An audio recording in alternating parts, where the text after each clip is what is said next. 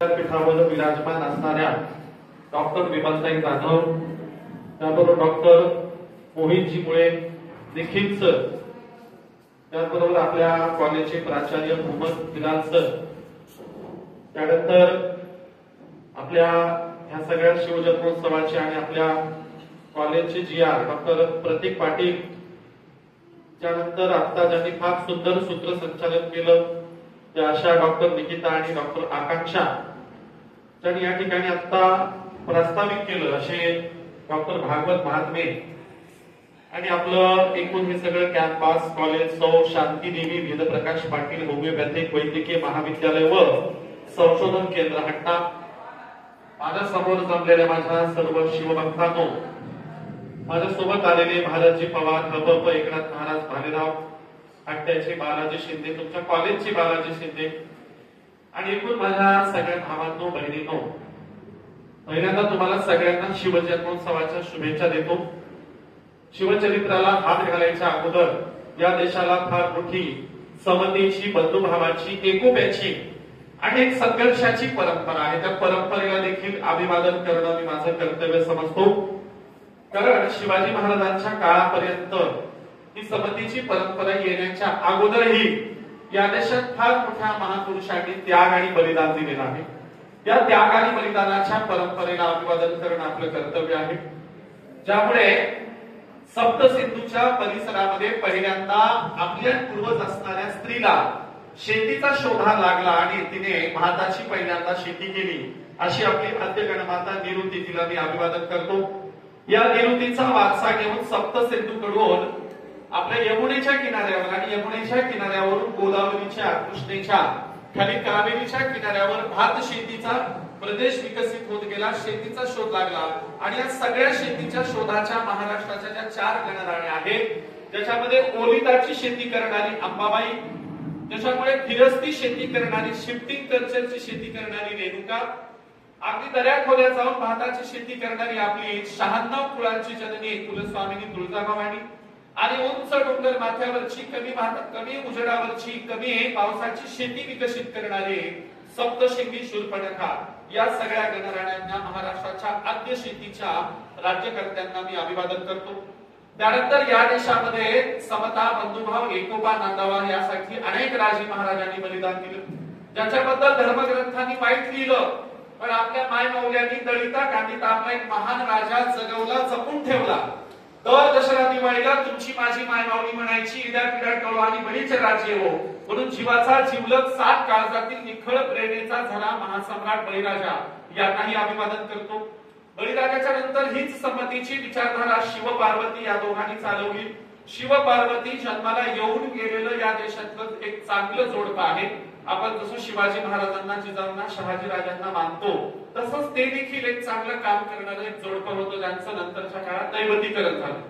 शिव पार्वतीच्या नंतर हाच वारसा या देशात एक प्रचंड मोठ्या राजाच्या घरात जन्माला येऊन सुद्धा सर्वस्वाचा त्याग करून जगभर विना चप्पलचा फिरून या देशाला समतेचा, बंधुभावाचा, शांततेचा ज्यांनी संदेश दिला, ज्यांनी आपल्या हिंदू संघाला सांगितलं, चरत विंकवे चारिकम लोकानुकंपा यात्थान हिताय, बहुजन हिताय, बहुजन सुखाय, आदि कल्याण, मध्य कल्याण, अंत कल्याण, हे भिक्खूंनो सतत आयुष्यभर चारिका करत राहायची, ज्याच्यामुळे या देशातील समस्त भारतीयांच्या जीवनाच्या सुरुवातीलाही त्यांचं कल्याण होईल, समस्त भारतीयांच्या जीवनाच्या मध्यंतरीही त्यांचं कल्याण होईल, आणि समस्त भारतीयांच्या जीवनाच्या शेवटीला देखील त्यांचं कल्याण होईल, असा जगाला शांतीचा आणि भारताला क्रांतीचा संदेश देणारे या देशाचे सर्वोत्तम भूमिपुत्र तथागत सिद्धार्थ गौतम बुद्ध, या तथागताच्या नंतर ही समतेची विचारधारा संपूर्ण जम्बूद्वीपात चालवणारे, संपूर्ण आशिया खंडावर ज्यांचं एकछत्री राज्य होतं, असे सम्राट असो, ज्यांनी आपला मुलगा महेंद्र आणि मुलगी संघमित्र यांना धम्मासाठी, समतेसाठी दान देऊन टाकलं, ज्यांच्याबद्दल एक शाहीर सांगतो, हजारों साल पहले की बात थी जब जम्बूद्वीप में खून की नदियां बहती थी, हर तरफ लड़ाइयां जारी थी, जिसने सारी लड़ाइयां जीतकर शान अपनी बढ़ाई थी, अफसोस हुआ था उस सम्राट अशोक को जिसने बाकी की जिंदगी बुद्धों के कदमों में चढ़ाई थी. ज्यांनी सर्वस्वाचा त्याग करून तथागताच्या चरणावर सर्वस्व अर्पण केलं, असे सम्राट अशोक. अशोकाच्या नंतर ही समतेची विचारधारा या देशात संतांनी चालवली. पण दुर्दैव संत आपल्याला मंदिरामध्ये टाळ फुटायची एवढीच गोष्ट वाटतात. संतांनी मानवी जीवन सुखकर करण्यासाठी महान तत्वज्ञान दिलं होतं. तो संतांचा विचार आम्ही विसरून गेलो. या देशात संत कबीर सांगत होते, कोठी पडी पडी जन्मुआ भयाना पंडित कोई, 2.5 अक्षर पडे प्रेम के सो पंडित होई. आणि नुसत्या पोथ्या वाचून कोणी पंडित होत नसतं, तर इतरांशी प्रेमाने व्यवहार करणाऱ्यांनाच पंडित म्हटलं पाहिजे, अशी पांडित्याची व्याख्या करणारे संत कबीर. कबीरांच्या समकालीन संत रविदास महाराज सांगत होते, ऐसा चाहूं राज मैं जहां सबन को मिले अन्न, छोटो बडो सब संग बैठे रविदास ने प्रसन्न. आम्हाला असं राज्य हवंय ज्याच्यात सर्व जाती धर्म पंथाचे लोक गुण्या गोविंदाने नांदतील, एकत्रित बसतील, एकत्रित उठतील. अशा समतेच्या लोकशाहीवादी राज्याची संकल्पना पुढे ठेवणारे संत रविदास. रविदासांच्या कबीरांच्या समकालीन तुमच्या माझ्या हिंगोली जिल्ह्यातल्या नरसी गावातून ज्यांनी भागवत धर्माचा झेंडा पंजाब पर्यंत नेला, ज्यांनी शीख धर्माची आणि भागवत धर्माची स्थापना केली आणि ज्यांचा विचार पंजाबच्या शिखांनी घेतला, आज तुम्हाला पंजाबात 150 पेक्षा 300 पेक्षा जास्त ज्यांची मंदिरं सापडतात, ते संत शिरोमणी संत नामदेव महाराज. त्या नामदेव महाराजांना हिंगोली जिल्ह्याने काय दिलं? त्यांचं मंदिर स्थापन करणं तर सोडा, पण हिंगोली जिल्ह्यातल्या आंबा नागनाथाच्या मंदिरामध्ये कीर्तन करायला गेलेल्या नामदेवांना मंदिरातून हाकलून लावण्यात आलं. त्या नामदेव महाराजांनी उत्तरेकडे जाऊन हिंदीत अभंग लिहिला म्हणून राहिला, नाहीतर मराठीत अभंग लिहिणाऱ्या तुकोबारायांच्या अभंगाच्या गाथ्याच्या वाट्याला इंद्रायणीचा डो आला. नामदेवांच्या अभंगांचं काय केलं असतं तुम्हाला सांगायची गरज नाही. नामदेवांनी अभंग लिहिला, हीन दीन जाति मेरी पंडरी के राया, ऐसा नाम आदर्शी तुमने काय को बनाया. नावा टाल भी ना लेके राहुल ने गया, कीर्तन करते समय उन्होंने बाहर ढकलाया. 4 वर्ण गाय के 1 वर्ण दूध, तुम कहा के ब्राह्मण हम कहा के सूद. गायी 4 रंगाच्या असतात पण दूध मात्र एकाच रंगाचं असतं. मग तुम्ही कसले वरच्या जातीचे आणि आम्ही कसले खालच्या जातीचे, इथल्या धर्मव्यवस्थेला जाहीर प्रश्न करणारे संत शिरोमणी नामदेव महाराजांना मी अभिवादन करतो. नामदेव महाराजांची शिष्या संत जनाबाई मध्ययुगीन भारताच्या कालखंडात सांगते, स्त्री जन्म म्हणून व्हावे उदास. बाईच्या पोटी जन्माला आलं म्हणून काही उदास व्हायचं कारण नाही, तर डोईचा पदर आला खांद्यावरी, भरल्या बाजारी जाईल नाही. हाती घेईल टाळ खांद्यावरी विना, आता मज मना कोण करी. पंढरीच्या पेठे मांडलेले पाल, मनगटावरी तेल घाला तुम्ही. जनी मने झाले मी वेसवा, निघाले केशवा घर तुझे. डोक्यावरचा पदर कपरेला खोसून मी भर बाजारात येणार आहे आणि भर बाजारात येऊन लोकांना गुलामीतून, अंधश्रद्धेतून, कर्मकांडातून मुक्त करणार आहे.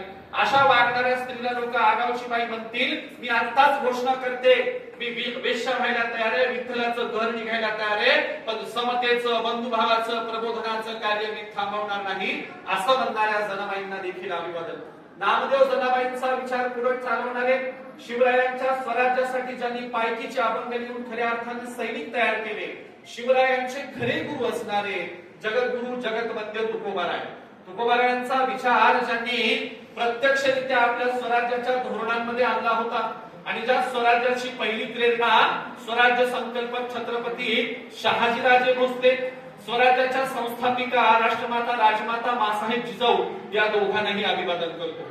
बघा, माहेरची देशमुखी आणि सासरची पाटीलकी याच्याही पलीकडे उदात्त विचार करून ज्यांनी सगळ्या समाजाच्या जातीच्या लोकांना मावळ्या एकाच संज्ञेत बांधलं, त्या राष्ट्रमाता राजमाता जिजाऊ आहे. ज्यांचं माहेर विदर्भ, ज्यांचं सासर मराठवाडा, ज्यांचं कार्यकर्तृत्व पश्चिम महाराष्ट्रात गेलं आणि ज्यांचा शेवट कोकणात झाला, अशी बहुआयामी स्त्री जिने 2 शिवराय 2 छत्रपती घडवले अशा जिजाऊ. जिजाऊंच्या नंतर हाच वारसा आईचा पुढे चालवणारे, या देशाचे नवे जगाचे प्रेरणा, जगाचे उद्धार करते आणि जगाच्या बरोबर तत्कालीन काळामध्ये प्रचंड मोठं ग्रेट कार्य उभं करणारे, ज्यांच्याबद्दल ज्योतिराव फुले म्हणतात हा राजा कुळवाड्यांचा राजा आहे. म्हणून कुळवाडी भूषण बहुजन प्रतिपादक छत्रपती शिवाजी महाराज आपल्या आजीची आणि वडिलांची प्रेरणा घेऊन स्वराज्याची इंचभर जमीन देखील ज्यांनी शत्रूला घेऊन दिली नाही, ज्यांनी या देशामध्ये केवळ युद्ध लढलंच नाही, ते युद्ध लढता साहित्याच्या क्षेत्रात मोलाचं काम केलं, ज्यांनी जगाला नखशिखा, सातशतक, नायिकावेद आणि बुद्धभूषणम नावाचा धर्मग्रंथ दिला, असे शाक्तवीर, स्वातंत्र्यवीर युवराज छत्रपती संभाजी महाराज. पुढे या स्वराज्याचा विचार पुढे चालवणाऱ्या 29 वर्ष घोड्यावर बसून राज्यकारभार करणाऱ्या लोकमाता अहिल्याबाई होळकर, त्याचबरोबर या स्वराज्याचं कार्य पुढे चालवणारे तुमच्या आमच्या आरक्षणाचे जनक लोकराजा राजर्षी शाहू महाराज, त्याचबरोबर शिवरायांच्या स्वराज्याचा आदर्श पुढे घेणारे, जगातली पहिली शिवजयंती साजरी करणारे, शिवरायांचा पहिला पवाडा लिहिणारे, शिवरायांवर पहिलं पुस्तक लिहिणारे आणि शिवरायांची समाधी रायगडावर शोधून शिवरायांच्या समाधीवर फुलं अर्पण करणारे या देशाचे क्रांतीसूर्य ज्योतिराव फुले साहेब यांना देखील मी अभिवादन करतो. क्रांतीसूर्य ज्योतिराव फुले साहेब आणि विद्येची खरी दैवत क्रांतीज्योती सावित्रीबाई फुले. बघा, देवाला सोडलेल्या देवदासी झाल्या, खंडोबाला सोडलेल्या मुरळ्या झाल्या, यल्लमाला सोडलेल्या चोपतिनी झाल्या, पण माझ्या सावित्रीला सोडलेली कुणी डॉक्टर, कुणी इंजिनियर, 2 तर राष्ट्रपती झाल्या. म्हणून क्रांतीज्योती सावित्रीबाईंना देखील अभिवादन करतो. सावित्रीबाईंचा विचार, ज्योतिरावांचा विचार, शिवरायांचा विचार पर्यायी या देशातल्या सगळ्या संतांचा विचार भारतीय संविधानाच्या रूपाने पुढे देणारे, ज्यांनी महाडला रायगडाच्या पायथ्याशी मनुस्मृतीचं दहन केलं, शिवरायांच्या रायगड जाऊन पुतळ्याचं दर्शन घेतलं, ज्यांनी बदलापूर भागामध्ये शिवजयंती घेतली, शिवजयंतीचे अध्यक्ष झाले, बदलापूरच्या शिवजयंतीला ज्यांनी भाषण केलं आणि ज्यांनी सांगितलं संविधान लिहिताना देखील माझ्या डोळ्याच्या समोर या देशातल्या तमाम महापुरुषांची, लोकशाहीची, शिवरायाची आणि सगळ्याच महापुरुषांची प्रेरणा होती. ज्यांनी संविधानामध्ये शिवरायांचा फोटो टाकला ते भारतीय घटनेचे खरे शिल्पकार, परमपूज्य विश्वरत्न महामानव बोधिसत्व डॉक्टर बाबासाहेब आंबेडकर यांना देखील मी अभिवादन करतो. बाबासाहेबांच्या नंतर हाच विचार पुढे चालवणारे आणि ज्यांनी 7 समुद्राच्या पलीकडे शिवरायांचा विचार केला, ज्यांनी रशियामध्ये रशियाच्या राष्ट्राध्यक्षांच्या समोर, स्टॅलिनच्या समोर शिवरायांचा पवाडा सादर केला आणि ज्यांनी शिवरायांच्या बद्दल वंदन करताना सांगितलं, प्रथम वंदन माझं भारताच्या भूमीला, छत्रपती शिवरायांच्या विचारांना. रशियामध्ये भारताच्या भूमीला आणि शिवरायांना पहिल्यांदा वंदन करणारे खऱ्या अर्थाने या देशाचे लोकशाहीर, क्रांतीसूर्य आणि या देशाचे साहित्यिक अण्णाभाऊ साठे यांना देखील अभिवादन करतो. ज्यांनी सांगितलं तुझ्या हाती तू पाल, तुझ्या हाती साय, समाजाचं काय रे गड्या, समाजाचं काय, टाटा बिर्ला करतील बाकी सारे उपाशी मरतील, असं म्हणणारे लोककवी वामनदादा कर्डक. वामनदादा म्हणतात शिवरायांच्या छायेखाली कधीच नव्हती वाढ, आनंदाने नांदत होते हिंदू मुसलमान. ज्यांनी अत्यंत सुंदर शिवरायांचं खऱ्या अर्थाने वर्णन केलं त्या वामनदादालाही मी अभिवादन करतो आणि परिवर्तनवादी चळवळीतल्या तमाम महापुरुषांना, महागणनायकांना मी शिवरायांच्या जयंतीच्या निमित्ताने अभिवादन करतो, मानाचा मुद्रा करतो. बघा, मी का सांगितला हा विचार, कारण या देशामध्ये प्रत्येक महापुरुष पूर्वीच्या महापुरुषांची प्रेरणा घेतो आणि पुढे पुढे चांगलं काम करत येतो. म्हणून या देशात अण्णाभाऊ साठे बाबासाहेबांना गुरु मानतात, बाबासाहेब आंबेडकर ज्योतिराव फुलेंना गुरु मानतात, ज्योतिराव फुले शिवाजी महाराजांना गुरु मानतात, शिवाजी महाराज तुकोबारायांना गुरु मानतात, तुकोबाराय नामदेव महाराजांना गुरु मानतात आणि नामदेव महाराज सांगतात बौद्ध अवतारी आम्ही झालो संत, नामदेव महाराज बुद्धाला गुरु मानतात. याचा अर्थ असा होतो या देशाचा संघर्ष बुद्धानंतर जिजाऊ, शिवानंतर लहू, फुलेनंतर शाहू आणि बाबासाहेबांनंतर अण्णाभाऊ नाव घ्यावंच लागेल, तरच या देशाचा संघर्ष पुढे जाईल. या देशाचा विचार बहुआयामी आहे, सगळ्यांना सोबत घेऊन जाणार आहे, सगळ्यांना माणुसकी, बंधुभाव शिकवणार आहे. त्यामुळे शिवरायांच्या स्वराज्यावर देखील या समतेची, बंधुभावाची निश्चितच छाप पडली होती आणि म्हणून शिवरायांच्या स्वराज्याकडे जगातल्या अनेक लोकांनी वेगवेगळ्या अँगलनी बघितलं आणि त्यांना प्रत्येक अँगल मध्ये शिवाजी महाराज ग्रेट वाटायला लागले. म्हणजे साहित्याच्या क्षेत्रात गेला तर अनेक लेखक, साहित्यिकांनी शिवरायांची प्रेरणा घेतली, शिवरायांच्या पत्रांचा अभ्यास केला आणि जागतिक दर्जाच्या लेखक, साहित्यिकांना शिवाजी महाराज आपलेसे वाटायला लागले. महिलांनी, जागतिक दर्जाच्या अभ्यासक महिलांनी, पीएचडी करणाऱ्या महिलांनी शिवरायांचा विचार बघितला आणि त्यांच्या त्या विचारांमध्ये त्यांना स्त्री दाक्षिणात्याचा, स्त्रियांना बरोबरीचा दर्जा देणारा शिवरायांचा विचार दिसून आला.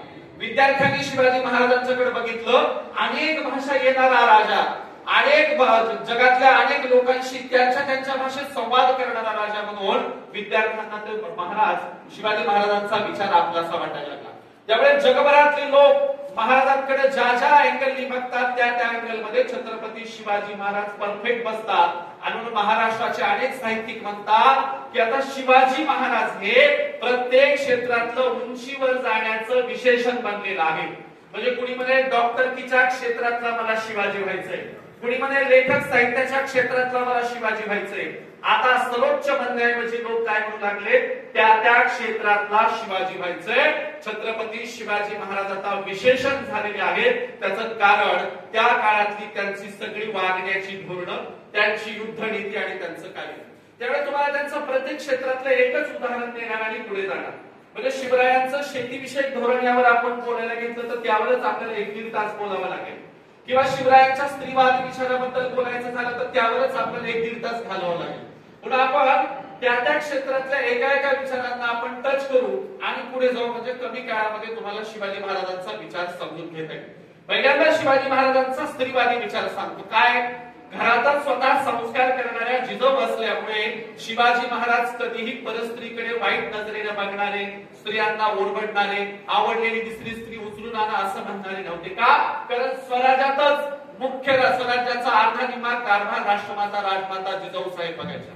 शिवाजी महाराज केव्हाही युद्धावर गेले, एखाद्या गडकोट किल्ला जिंकायला गेले, दक्षिण दिग्गजावर गेले किंवा उत्तरेकडे गुजरातच्या स्वारीवर गेले तर संपूर्ण सिंहासनावर बसून सगळा कारभार राजमाता राष्ट्रमाता जिजाऊ मासाहेब बघायच्या.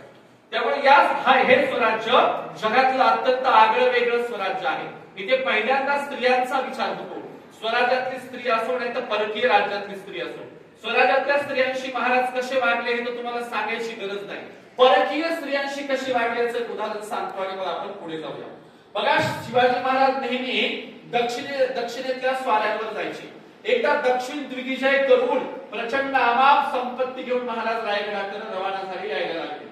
आणि मग महाराज कोल्हापूरच्या मार्गाने कर्नाटकातून कोल्हापूरकडे येणार आणि मग इकडे येणार, तेव्हा त्यांना दक्षिण दिग्विजय करून येताना बेलेवाडीचा नेहमी एक किल्ला लागायचा. आणि महाराजांना त्या कर्नाटकातल्या बेलेवाडीच्या किल्ल्यामुळे लांबून त्या दक्षिण भारतामध्ये जावं लागायचं. हा किल्ला नेहमीच अडथळा ठरायचा. तेव्हा महाराजांनी सांगितलं या वेळेला मात्र हा किल्ला आपल्या ताब्यात पाहिजे. आणि महाराज जे काही तिकडून सोनं नाणं आणले ते घेऊन पुढे निघून आले आणि स्वतःच्या सख्या मेव्हण्याला स्वराज्याचा तो किल्ला स्वराज्यात घेण्यासाठी बेलेवाडीच्या किल्ल्यावर आक्रमण करायला सांगितलं. स्वतःचे सख्खे मेव्हणे आणि काही लोकांना मागे ठेवलं तो किल्ला घ्यायला आणि महाराज पुढे निघून आले. आता महाराजांना वाटलं किल्ल्याची किल्लेदारी स्त्री आहे, त्यामुळे फार तर 8 दिवसात किल्ला ताब्यात येईल आणि आपले मागे ठेवलेले मावळे स्वराज्याकडे वापस येतील.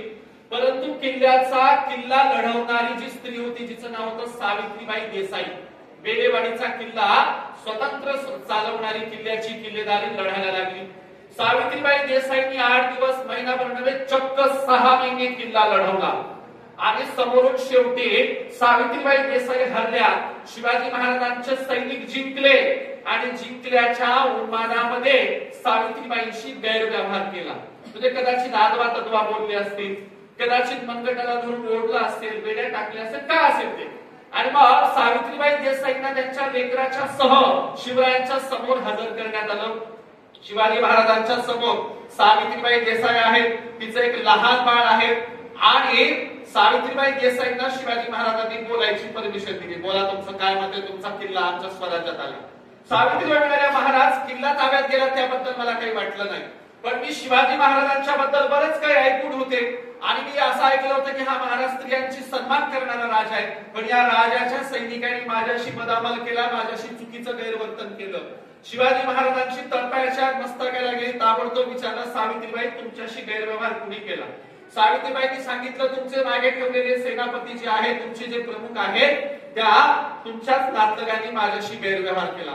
शिवाजी महाराजांनी तत्क्षणी स्वतःच्या मेव्हण्याचे डोळे काढण्याची आणि हातपाय तोडण्याची शिक्षा सुनावली आणि परस्त्रीचा सुद्धा आम्ही आदर करणारे आहोत हा धडा गिरवून दिला. शिवाजी महाराजांनी सांगितलं, सावित्रीबाई झालेल्या गैरव्यवहाराबद्दल आम्ही माफी मागतो.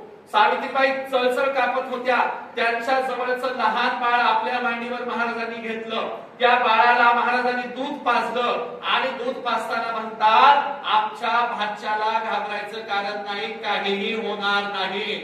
आम्ही आमच्या भाच्याला जिंकून घेतलेला किल्ला परत द्यायला तयार आहोत. बघा, परस्त्रीला किल्ला तर परत दिला, तिच्या लेकराला सुद्धा स्वतःचा भाचा म्हणणारा हा एकमेव मध्ययुगीन भारतातला राजा होता. म्हणून शिवरायांचं नाव आजही आपल्याला घ्यावंसं वाटतं. शिवाजी महाराजांच्या काळात आजूबाजूला इतर राजे नव्हते का? शिवाजी महाराजांच्या अगोदर इतर राजे नव्हते का? किंवा शिवाजी महाराजांच्या नंतरही आपल्या आजूबाजूला राजे झाले नाहीत का? झाले ना. पण कोणत्या राजाने परस्त्रीला इतकं भाच्या म्हणजे तिच्या लेकराला भाच्याचा दर्जा दिला? कोणत्या राजाने परस्त्रीला इतक्या सन्मानाने वागवले? त्यामुळे खेड्यापाड्यातल्या लोकांनी शिवाजी महाराजांचा विचार कोण्या पद्धतीने जिवंत ठेवला. कुणी गाड्यामध्ये जिवंत ठेवला, कुणी म्हणीमध्ये जिवंत ठेवला, कुणी पवाड्यातून जिवंत ठेवला आणि शिवाजी महाराजांचा विचार आज तागायत तुमच्या माझ्यापर्यंत आला. त्याच्या अनेक कांगोरे आहेत. तुम्हाला हिरकणीची कथा माहितीये, तुम्हाला या सगळ्या स्वराज्यातल्या स्त्रियांच्या कथा माहितीये, तुम्हाला स्वराज्यातली काय स्वतःच्या घरातली देखील कथा माहिती असली पाहिजे. एकमेव छत्रपती शिवाजी महाराज असे आहेत ज्यांनी स्वतःच्या सुनबाईच्या नावाने, संभाजी महाराजांच्या पत्नीच्या नावाने राजमुद्रा काढली होती. राजमुद्रा आपल्या स्वतःच्या सुनबाईला कलेक्टर बनवणारे आणि संपूर्ण हक्काधिकार ताब्यात सुनबाईच्या देणारे एकमेव शिवाजी महाराज होते. आणि आजची परिस्थिती काय आहे? आमच्या बाया घोषा पडद्यात असतात, आमच्या बाया ढळजाच्या बाहेर येऊ शकत नाहीत, आमचा कारभार आम्हीच करतो, घरातले सगळे अकाउंट आमच्याच नावाने, पुरुषांच्या नावाने असतात, अहो सगळ्या शेतीचा कारभार आमचे पुरुषच बघतात. साधा आज बाईच्या नावाने अकाउंट नाहीये, अकाउंट साधा आज बाईच्या नावाने घरातली अर्धी प्रॉपर्टी नाहीये.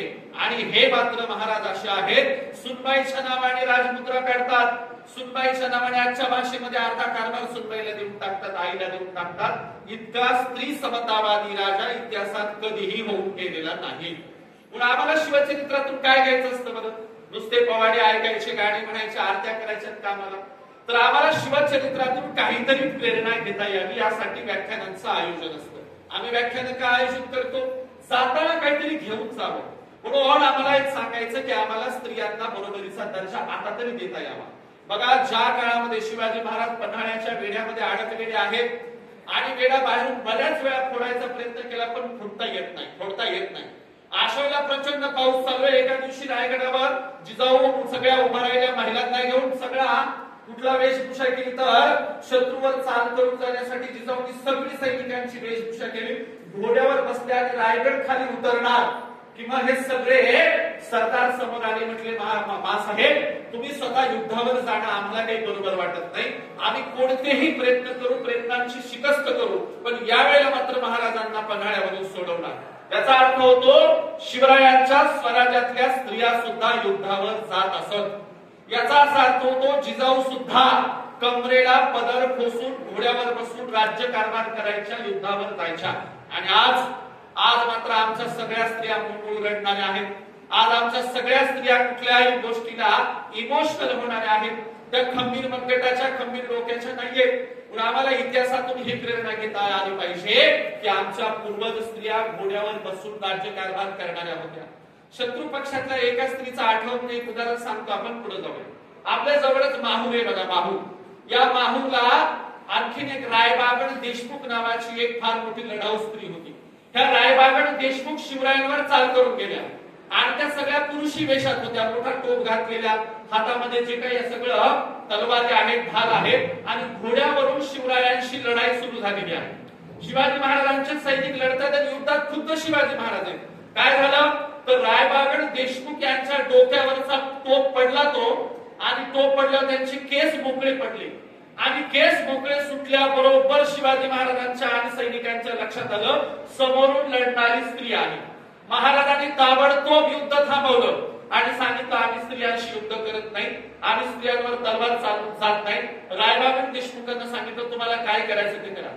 रायबागड देशमुखांनी देखील माघार घेतली आणि स्वतःच्या या परिसरात येऊन सांगितलं शिवरायांच्या बद्दल जेवढं ऐकलं होतं त्यापेक्षा ग्रेट राजा शिवाजी महाराज आहेत. आणि इकडच्यांना सांगितलं शिवरायांच्या नादाला लागायचं काही तुम्ही प्रयत्न करू नका, हा राजा कुणाच्याही हाताला येणार नाही, इतका ग्रेट राजा आहे. म्हणून शत्रू पक्षातली रायबागड देशमुख असतील किंवा बेलेवाडीच्या सावित्रीबाई देसाई असतील किंवा हिरकणी असतील, स्वराज्यातल्या त्यांच्या सुनबाई असतील, ह्या सगळ्या स्त्रियांच्या प्रसंगावरून लक्षात येतं हा राजा स्त्रियांचा सन्मान करणारा राजा होता. आणि म्हणून या राजाचा एक आगळा वेगळा पैलू म्हणजे काय तर तत्कालीन राजशाहीपेक्षा, तत्कालीन राजे महाराजांच्या पेक्षा अत्यंत सगळ्यांशी ग्रेटपणाने व्यवहार करणारा राजा. मगाशी डॉक्टर भागवत सांगितलं शेतकऱ्यांच्या बद्दल काय, तुम्ही गुगलला टाका शिवाजी महाराजांची शेतीविषयक 2-3 पत्र सापडतील. त्याचा एका पत्राचा छोटासा मजकूर सांगतो आणि आपण पुढे जाऊया. त्यांनी भागवत यांनी काय सांगितलं तर स्वराज्यासाठी एका सावकाराकडे कर्ज मागायला गेले कर्ज घेतलं, परत कर्ज कधीतरी फेडायला गेले, कर्ज फेडल्याच्या नंतर सावकार म्हणाला महाराज कर्ज फिटलं जाऊ शकता. महाराज म्हणाले असं कसं जायचं, आम्ही तुमच्याकडे काहीतरी गहाण ठेवलंय. सावकार म्हणाले अहो गहाण ठेवलेल्या वस्तूची किंमतच काय, साधी गवताची काडी, दिली काय नाही दिली काय, तोंडी सांगितलं कर्ज फिटलं. महाराज म्हणले जमणार नाही, आमचा असा नियम आहे की आमच्या स्वराज्यातली शेतकऱ्याच्या शेतातली शेवटची गवताची काडी सुद्धा गहाण राहता कामा नये, हे आमचा स्वराज्याचा उसूल आहे.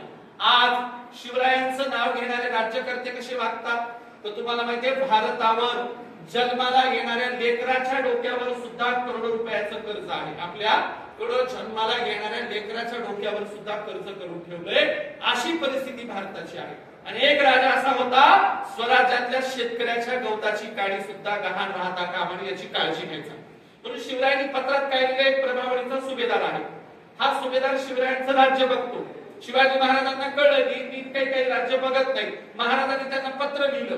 पत्र महाराजांनी लिहिलं म्हणून आपल्याला कळलं की महाराज शेतकऱ्यांशी कसं वागायचे. काय लिहिलंय पत्रात, प्रभावळीच्या सुभेदाराला लिहिलेल्या पत्रात महाराज म्हणतात, हे बघा इतर राजे महाराजांच्या सरदारासारखी लूट करायची नाही. शेतकऱ्यांना गरज पडेल तिथं कर्ज द्यायचं, बैल जोड्या द्यायच्या, नवे गावं बसवायचे, अन्नदाना पाणी लागलं तर अन्नदाना पाणी द्यायचं, पीक झाल्यावर त्यांच्या शेतीची मोजणी करायची, शेतीच्या क्षेत्राप्रमाणे उत्पन्न झाले का बघायचं, उत्पन्न जास्त झालं नसेल तर कर्ज माफ करायचं, लोकांना कर्ज दिल्यावर वसूल करताना फक्त मुद्दलच वसूल करायची. याचा असा अर्थ होतो कर्जाला 0% व्याजदर लावणारा जगातला एकमेव राजा छत्रपती शिवाजी महाराज आहेत. कधीही कर्जाला व्याजदर लावला नाही. शिवरायांच्या पत्रावरून लक्षात येतं. आरमार बांधणी सुरू आहे आणि आरमार बांधणीसाठी महाराजांनी एक पत्र काढले. काय सांगितलंय, हे बघा आरमार बांधण्यासाठी शेतकऱ्यांना विचारून झाडं तोडा. झाडं तोडताना कोणती झाडं तोडा, साधी झाडं तोडा. आंब्याचं झाड तोडायचं नाही, फणसाचं झाड तोडायचं नाही. ही झाडं वाढायला साधारणतः 200 वर्ष लागतात. आंब्या फणसाची झाडं दीर्घकाळ जगणारी असतात. त्यामुळे आरमार बांधणीसाठी आंब्या फणसाची झाडं तोडायची नाही. साधारण विजा पडलेली वाळलेली झाडं आरमारासाठी वापरायची. शेतकऱ्यांना विचारायचं. अजून एक पत्र आहे. एका पत्रात महाराज सांगतात, सैनिकांना सांगतात काय, कुठल्याही गावाच्या बाजूला टेंट टाकला, सैनिक उतरले तर काय करायचं, गावात जाऊन लोकांची परमिशन घ्यायची आणि लागणाऱ्या वस्तू विकत घ्यायच्या. शेतकऱ्यांना लुटायचं नाही, ओरबडायचं नाही. कुठलं धान्य लागलं की शेतातून उचलून आणायचं नाही. कडबा काय लागला किंवा एखाद्या घोड्याला दाना पाणी लागला तर उचलून आणायचं नाही. शेतकऱ्यांना रोख रकमेत पैसा देऊन त्या वस्तू आणायच्या. एवढंच काय, सैनिकांनी झोपताना संध्याकाळी पणतीतला दिवा सुद्धा विझवायचा. त्याचं कारण काय, जर उंदराने त्या दिव्यातली वात तोडून नेली आणि बाजूच्या कडब्याच्या गंजीला आग लागली तर शेतकऱ्यांचं नुकसान होईल. बघा शेतकऱ्यांचं नुकसान होऊ नये म्हणून दिवा विझवून झोपायला लावणारा राजा 2,500-3 हजार वर्षात भारतात एकमेव झाला छत्रपती शिवाजी महाराज. इतका बारकाईने विचार करणारे हे राजे होते. आणि म्हणून शिवरायांचं मोठेपण आपल्याला वाटतं म्हणून आपण सांगतो का, आपण सगळ्या अलंकारिक शैलीत शिवरायांचं मोठेपण सांगतो का, शिवाजी महाराज तुम्हाला आम्हाला आवडतेत म्हणून मोठेपण सांगतो का, तर नाही. आपण चेक करतो, इतिहासात जातो, त्यांची पत्र बघतो, समकालीन पुरावे बघतो, समकालीन दस्तावेज बघतो, शिल्प बघतो. सावित्रीबाईंचं सांगताना हा प्रसंग मी का सांगितला, कुठून सांगितला, सावित्रीबाई देसाई बद्दल मला असंच काही ऐकायला मिळेल का, तर कर्नाटकामध्ये आजही बेलेवाडीच्या परिसरात 6 शिल्प कोरलेले. 6 शिल्प. हे शिल्प स्वतः सावित्रीबाईंनी कोरले. 6 शिल्पात इतिहास लिहिलाय. मला उचलून नेलं, शिवरायांच्या समोर उभं केलं, माझं लेकरू महाराजांनी मांडीवर घेतलं, त्याला दूध पाजलं आणि 6व्या शिल्पात लिहिले महाराजांनी माझा किल्ला मला परत दिला. 6 शिल्पात स्वतः सावित्रीबाई देसाईंनी इतिहास कोरून ठेवला. आपल्याला समकालीन शिल्पातून इतिहास मिळाला, आपल्याला समकालीन पत्रातून इतिहास मिळाला आणि मग आपण इतिहासाची अस्सल साधनं वापरून तुमच्या समोर शिवाजी महाराज सांगायला आलेलो आहोत. हे काय धर्मग्रंथातल्या पोथ्या पुराणातल्या कवी कल्पना नाही. हे काय धर्मग्रंथातून आकाशातून कोणीतरी उडालं आणि कोणीतरी काहीतरी केले असल्या कथा नाही. कोणीतरी समुद्रच पिला, म्हणजे समुद्राचं खरं पाणी काय बरं का, एक जणाला विचारलं समुद्राचं पाणी खारं काय, तर एक जण म्हणजे एका ऋषीने पाणी पिलं होतं आणि मग लघवी केली आणि म्हणून खारं पाणी झालं. सगळ्या धर्मग्रंथातल्या कवी कल्पना आहे, पण कवी कल्पनेच्या पलीकडे सुद्धा वास्तवात कवी कल्पनेपेक्षाही मोठं काम करणारा राजा या देशात होते. म्हणून शेतकऱ्यांच्या धोरणाबद्दल सांगावं तेवढं कमीच आहे, स्त्रियांच्या धोरणाबद्दल सांगावं तेवढं कमीच आहे. तुम्हाला स्वतःच्या स्वराज्याचं धोरण कसं होतं सांगतो. एकदा महाराज सदरेवर बसले, सगळे त्यांचे सेनापती सल्लामसलत चालू आहे आणि एक पुरोहित पळत आले आणि म्हणले महाराज अभिनंदन, तुम्हाला मुलगा झाला, तुम्हाला राजाराम झाला, मुलगा झाला. आल्याबरोबर महाराजांना खुशखबरी दिली. महाराजांनी काय गळ्यातली काय मोत्याची माळ देऊन टाकली. आता अशा आनंदाच्या प्रसंगी अजून पैसा उकळायला चान्स, म्हणून पुरोहित म्हणाले महाराज पण एक वाईट गोष्ट घडली. काय घडली? तुमचा पोरगा पालथा जन्माला आला, पालथा. आणि पालथा जन्मना अपशकुन असतं आपल्याकडं. महाराज राजसदरेवर सिंहासनावर बसले, त्यांनी समोर सगळे लोक आहेत. महाराजांना सांगितलं मुलगा पालथा जन्माला अपशकुन झाला. महाराजांनी एका वाक्यात सांगितलं माझा पोरगा पालथा जन्माला अख्खी पातशाही पालथी घालेला आणि अशुभ मानत नाही. आणि अशुभ मानत नाही. शिवाजी महाराजांनी कधी शुभ अशुभ मानले? त्याचं कारण काय? सगळ्या लढाया आमुषाच्या दिवशी जिंकल्या, सगळे किल्ले आमुषाच्या दिवशी सर केले आणि शिवरायांच्या बहुतांशी लढाया आमुषालाच व्हायच्या. हा राजा कधी आमुषा पौर्णिमा बघत नाही, कधी शुभाशुभ बघत नाही, कधी पंचांग पोथी बघत नाही. शिवाजी महाराजांनी एवढे किल्ले बांधले, एका तरी किल्ल्याचा ग्रह प्रवेश सोहळा केल्याचं उदाहरण नाही का? म्हणजे आजच्या भाषेत सत्यनारायण म्हणून, त्या काळात सत्यनारायण नावाचा विधीच नव्हता, पण शिवाजी महाराजांनी एका तरी किल्ल्याचा ग्रह प्रवेश सोहळा केला नाही केला. का नाही केला? मनगटावर ज्याचा विश्वास असतो त्याच्यासाठी हजारो किल्ले कधीही जिंकून घेता येतात. आम्ही साधा संडास बाथरूम बांधलं, लोकांना ग्रह प्रवेशाला बोलवतो, लोकांना ते बाथरूम मधलं भांडं कसं बसवलंय मला डोकावून दाखवतो. एक जणांनी लय मोठा 2 मजली घर बांधलं, सगळं मला हे किचन, हा हॉल, हे बेडरूम, आमक इथपर्यंत ठीक होतं ना. मला आतमध्ये नेऊन कबोडचा संडास पण दाखवला, म्हणजे म्हातारपणाची सोय केली, कबोडच्या संडासवर बसायची. आणि म्हणजे काय संडास मी दाखवतो का काय? आपल्याकडे तर असं आहे, महाराजांनी एवढं सगळं केलं. उलट बघा, स्वतःच्या स्वराज्याची नाळ सप्त सिंधूच्या हडप्पा आणि मोहनजोदडो संस्कृतीशी जोडून देण्यासाठी महाराजांनी एक जलदुर्ग बांधला आणि जलदुर्गला नाव काय दिलं? सिंधुदुर्ग नाव दिलं, सिंधुदुर्ग. महाराजांनी सिंधू संस्कृतीशी स्वतःशी नाळ जोडून दिले आणि सांगितलं 2,500-3 हजार वर्षापासूनचे आम्ही राजे राहिलेले लोक आहोत, अत्यंत पराक्रमी आहोत. म्हणून महाराज स्वराज्यातल्या लोकांशी कसं वागायचे? तर महाराजांच्या स्वराज्यात सगळ्याच जाती धर्म पंथाचे लोक कामाला होते, स्वराज्यात होते, सैनिक होते, सगळे होते. तुम्हाला बेलदार जातीतल्या, रामोशी जातीतल्या कोणाचं नाव माहितीये? तर गुप्तहेर खात्यात काम करणारे रामोशी जातीचे अनेक गुप्तहेर होते. त्यानंतर शिवाजी महाराजांचे किल्लेदार अनेक भटक्या गुप्त जातीतले होते. शिवाजी महाराजांच्या स्वराज्यात अस्पृश्य तलवार घेऊन तलवार चालवायचे. शिवाजी महाराजांच्या स्वराज्यात मुस्लिमांचं सुद्धा चांगलं योगदान होतं. अलीकडच्या काळात हे सुद्धा सांगायला गेलं तर अंगावर याची परिस्थिती झाली. शिवाजी महाराज आग्र्याच्या प्रसंगातून येताना शिवाजी महाराजांच्या जागेवर झोपणारे देखील मुस्लिम होते. शिवाजी महाराजांनी अफजल खानाचा कोथळा बाहेर काढण्यासाठी वाघ नख पाठवून देणारा रुस्तुम जमाल नावाचा मुस्लिम होता. शिवाजी महाराजांनी स्वराज्यात सगळ्यांना बरोबरीचं स्थान दिलं होतं. कुणी लहान नाही, कुणी मोठा नाही, सगळे बरोबरीचे आहेत. आणि म्हणून तुम्हाला रामोशी जातीतला एक प्रसंग सांगतो. त्या रामोशी जातीतले एका किल्ल्याचे किल्लेदार पांगेरा जाती, म्हणजे जाती पांगेरा नावाची जात आहे, पांगेरा जातीचे एक किल्लेदार होते आणि किल्ला घेता घेता वारले. रामजी पांगेरा त्यांचं नाव. मग शिवाजी महाराजांना रडू कोसळते, म्हणजे किल्ले स्वराज्यात येतात पण सैनिकच मारतात. काय करायचं? एवढं सगळं बलिदान ज्याच्यासाठी उभं करतो तेच राहत नाही. शेवटच्या काळामध्ये किल्ला ताब्यात येतो, सैनिक पडतात. त्यावेळेला प्रतापराव गुजर सरसेनापती होते. प्रतापराव गुजर म्हणाले महाराज अवघड करू नका, आपण त्या परिसरात गेल्यावर रामजी पांगेरेच्या गावी नक्की जाऊया.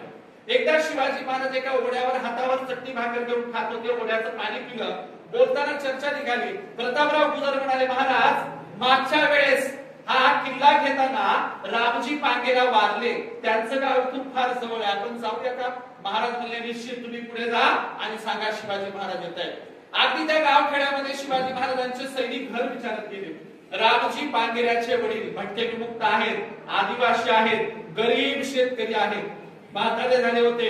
त्यांना एक मुलगा होता रूपाजी नावाचा. मोठा रामजी गेला. रूपाजी लग्नाला आलेला आहे. रामजीची बायको विधवा घरामध्ये आहे आणि वडील मारुती पांगेरा म्हातारा माणूस त्याची बायको. त्यांना आल्याबरोबर कळलं की महाराज 2 किलोमीटर 5 किलोमीटरच्या काहीतरी अंतरावर येतो तुम्हाला भेटायला येईल. म्हाताऱ्याला वाटलं काय करावं आणि काय नाही. झोपडीचं घर, बाहेरचा मोठा पटकन शेणामातीने सारून घेतला, त्याच्यावर घोंगडी टाकली. शिवाजी महाराज येण्यासाठी म्हातारा हातपाय सळसळ कापत उभा राहिला. घोड्यावरून महाराज उतरल्याबरोबर संपूर्ण कुटुंब वृद्ध असणारे मारुती पांगेरा शिवरायांच्या पायावर डोकं टेकवायला झुकले. तेव्हा महाराज मागे सरकले आणि महाराज सांगतात तुम्ही आमच्या पाया पडायचं नाही. मी एका स्वातंत्र्य सैनिकाच्या घरी आलोय, त्यामुळे स्वातंत्र्य सैनिक घडवणाऱ्या बापाच्या मी पाया पडलं पाहिजे. शिवाजी महाराज स्वतःच भटक्या विमुक्त जातीच्या रामजीच्या वडिलांच्या मारुती पांगेरेच्या पायावर शिवाजी महाराजांनी डोकं टेकवलं आणि या देशात एक आदर्श घालून दिला की कोणाच्या पायावर डोकं टेकवायचं आणि कुणाच्या डोक्यावर पाय द्यायचा हे शिवाजी महाराजांनी शिकवलं. त्याचं कारण काय? आग्र्याला गेले महाराज. आग्र्याला समोर औरंगजेबाच्या समोर महाराजांना उभं केलं होतं. महाराजांनी असं वर करून औरंगजेबाकडे बघितलं. नियम काय होता? खाली बघायचं, मुजरा करायचा. औरंगजेबाच्या दरबारात राहून सुद्धा वर नजर करून शिवाजी महाराज बघणारे होते. औरंगजेबाच्या समोर मुजरा केला नाही, म्हणूनच महाराजांना जेलमध्ये टाकलं. म्हणजे का? महाबलाढ्य पातशाहीच्या समोर कधी डोकं झुकवलं नाही, पण एका साधारण शेतकऱ्याच्या पायावर डोकं टेकवलं. मारुती पांगेरेच्या डोळ्यातून अश्रू आले. महाराजांनी बराच वेळ चर्चा केली आणि मोहरांनी भरलेली पिशवी कुणाला दिली? रामजी पांगेरेच्या वडिलांकडे पिशवी सरकवली. प्रतापराव गुजरांना म्हणाले त्यांना मदत करा. प्रतापराव गुजरांनी ती पैशांनी भरलेली पिशवी मारुती पांगेऱ्याकडे नेली. तेव्हा म्हातारा चळचळ कापत मागे सरकायला लागला. महाराज काय करताय? महाराज म्हणाले तुमच्या कुटुंबाचं भरण पोषण व्हावं म्हणून हा मोहरा देतोय तुम्हाला. त्यावेळेला मारुती पांगेरे म्हणाले महाराज तुमचा पैसा नको, धनदौलत नको, 2-3 एकर शेती आम्ही नवरा बायको कसं तरी करतो. माझी एक आणखीन एक तुम्हाला इच्छा आहे, माझी एक अपेक्षा आहे. महाराज म्हणाले आज्ञा करायची, इच्छा अपेक्षा नाही करायची, बोला तुमचा शब्द पाळा. ते म्हणाले माझा हा दुसरा पोरगा रूपाजी पांगेरा लग्नाला आलाय, फार बलदंड आहे, गावामध्ये चांगला कुस्त्या खेळतो, याला तुमच्या स्वराज्यातल्या सैनिकांमध्ये भरती करून घ्या, हा माझा शेवटची इच्छा आहे. शिवाजी महाराज म्हणाले म्हातारपणात कुणीतरी जवळ पाहिजे किंवा एक पोरगा गेला तर दुसरा कुठं सैनिकामध्ये देत आहे. म्हातारा म्हणला नाही महाराज एवढं ऐकावंच लागतं. शिवाजी महाराजांनी ऐकलं आणि रूपाजी पांगेऱ्यांना स्वराज्यात सैनिकात भरती करून घेतलं. या देशातल्या शेवटच्या भटक्या विमुक्ताला सुद्धा वाटायचं माझे दोन्हीही पोरं शिवरायांच्या सैनिकात गेले पाहिजे, मेले तरी बेहत्तर, पण हा राजा जगला पाहिजे, हे स्वराज्य टिकलं पाहिजे, कारण हे राज्य लोककल्याणकारी आहे, रयतेचा. या देशातल्या सगळ्या लोकांना वाटायचं हा राजा आमचा. भटके विमुक्त असतील, आदिवासी असतील, अस्पृश्य जातीचे लोक असतील, मध्यम शेतकरी जातीचे असतील, सगळ्यांना वाटायचं हा राजा आमचा. आपण शिवरायांच्या स्वराज्याची किती उदाहरणं द्यायची. शिवाजी महाराजांच्या स्वराज्यातला तुम्हाला रायगडावर आवर्जून एकदा तरी आयुष्यातून जा. तुमच्याकडे इतर विद्यार्थ्यांमध्ये जे काही भविष्य डॉक्टर होणार आहेत त्याच्यामध्ये किती जण एकदा तरी रायगडावर गेले होते? हात वर करा. मला वाटतं इथं 5-6 लोक आहेत, चांगले हात आहेत, यांच्यासाठी एकदा टाळ्या वाजवा सगळ्यांनी. रायगडावर आयुष्यातून एकदा तरी रायगडावर गेलं पाहिजे. का गेले पाहिजे? कारण रायगडावरचा आजूबाजूचा प्रत्येक प्रसंग, प्रत्येक मातीचा कण तुम्हाला इतिहास सांगत असतो. त्या रायगडावरचा एक फार चांगला प्रसंग आहे. महाराज दक्षिण दिग्विजयावर होते आणि रायगडाचं बांधकाम चालू होतं. त्याच्या अगोदरचा एक प्रसंग सांगतो. हा रायगड 1656 रोजी महाराजांनी जिंकून घेतला. आता 1656 ला जिंकून घेतल्यावर त्याचं नाव काय होतं? त्याचं अगोदर नाव होतं राहिरी. हा राहिरीचा किल्ला चंद्रराव मोऱ्यांकडून जिंकून घेतला. राहिरी जिंकून घेतला. महाराज रायगडावर गेले, राहिरीवर गेले, फिरून बघितलं. महाराज म्हणले एवढा सुंदर किल्ला माझ्या आयुष्यात पहिल्यांदा बघतोय, एकदा या किल्ल्याची डागडुजी करून घेऊ, भविष्यातला राज्याभिषेक सोहळा इथेच करायचा म्हणजे रायगडावर. शिवरायांच्या रायगडाचं बांधकाम सुरू झालं. या रायगडाच्या बांधकामासाठी पैसे कमी पडले. पैसे काय करावं? बांधकाम करणाऱ्या कॉन्ट्रॅक्टदारांनी स्वतःची गावाकडची जमीन सुमला विकला, सगळी प्रॉपर्टी विकली आणि रायगडाचं बांधकाम करून घेतलं. बांधकाम करून घेतल्याच्या नंतर राज्याभिषेक सोहळा झाला. महाराज वर सिंहासनावर बसले होते. महाराजांना गोष्ट उशिरा कळली. महाराजांनी ज्यांनी बांधकाम केलं त्यांना बोलून घेतलं. अर्धे म्हणले तुमच्या मावळ्यांच्यामुळेच माझं स्वराज्य उभं राहिले, तुमच्यासाठी काय द्यावं, जे द्यावं ते अत्यंत कमी आहे. तुमच्यासाठी मी प्राण दिला तरी माझ्या रयतेच्या राज्यासाठी तोही कमी असेल. तुमच्यामुळे स्वराज्य उभं राहिलंय, मागा तुम्हाला मागेल ती द्यायला तयार आहे. कारण तुम्ही गावाकडची जमीन जुमला प्रॉपर्टी विकून माझ्या माघारी रायगडचं बांधकाम थांबू दिलं नाही, चालू ठेवलं. मागाल ते द्यायला तयार आहे. अर्ध राज्य मागितलं तरी देतो. ज्यांनी बांधकाम केलं त्यांनी काय सांगितलं, महाराज काही नको मला, पण तुम्ही जेव्हा त्या जगदीश्वराच्या रायरेश्वराच्या दर्शनाला जाता, त्या दर्शनाला जातानाच्या पायरीवर फक्त माझं नाव कोरा. जेव्हा केव्हा तुमचे पावलं त्या पायरीवर पडतील, तुमची चरण धूळ माझ्या कपाळी लागल्यासारखी होईल. नंबर 1 आणि नंबर 2, जोपर्यंत शिवरायांचा इतिहास जिवंत असेल तोपर्यंत माझं नाव सुद्धा लोकांना कळेल, जिवंत असेल.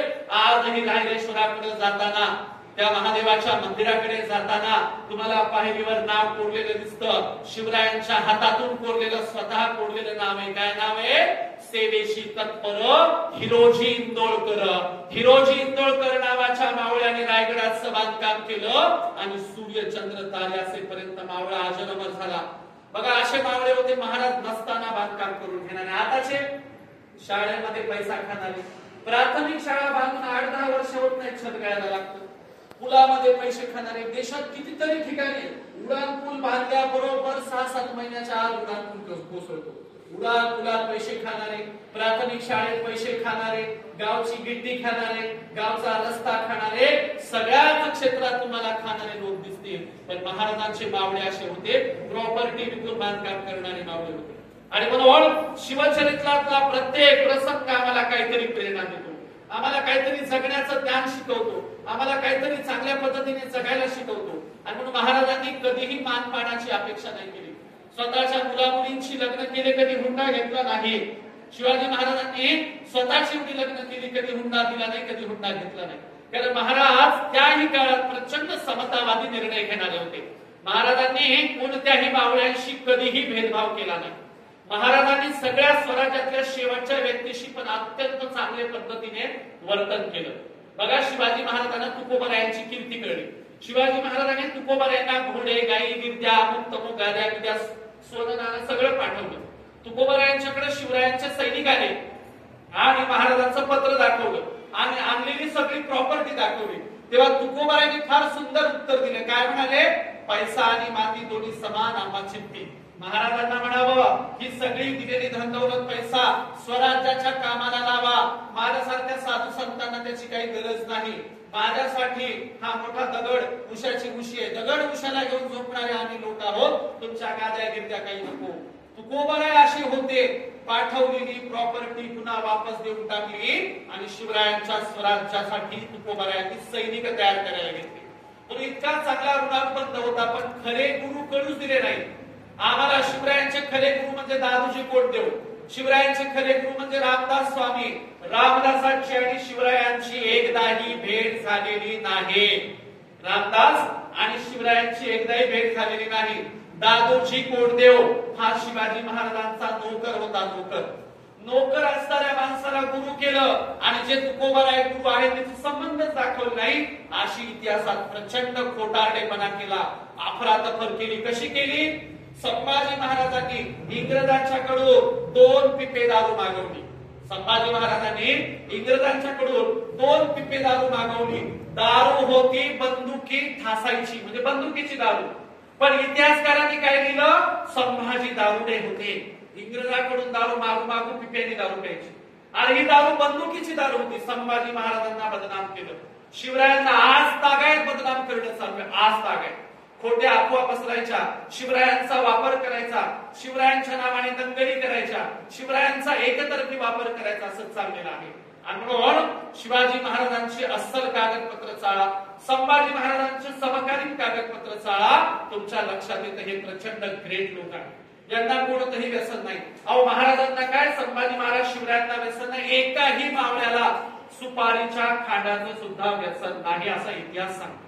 म्हणून एका राजालाच व्यसन नाही तर त्याचे मावळे सोडून व्यसन करतील का?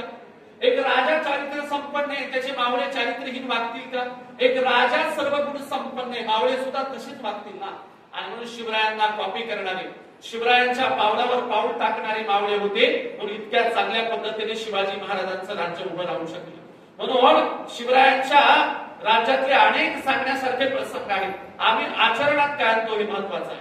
शिवाजी महाराजांचा एक प्रसंग फार अनुभव सांगितला जातो बघा. कुठला? शिवाजी महाराजांनी अफजल खानाचा कोथळा बाहेर काढला. शिवाजी महाराजांच्या अफजल खानाचा कोथळा बाहेर काढण्याचा प्रसंग वारंवार का सांगितला जातो? कारण त्याचा वापर राजकारणासाठी करता येतो, कुठेतरी धर्माच्या विरोधात करता येतो. प्रसंग असा आहे, शिवाजी महाराजांनी अफजल खानाचा कोथळा काढला इथपर्यंत ठीक आहे. शिवाजी महाराजांचे वकील मुस्लिम आहेत आणि अफजल खानाचा वकील कृष्णाजी भास्कर कुलकर्णी आहे. आता चौथीच्या अभ्यासक्रमात पूर्वीला काय दिलेलं होतं? कृष्णाजी भास्कर. आडनावाच्या नावाचा पत्ताच नाही. का नाही?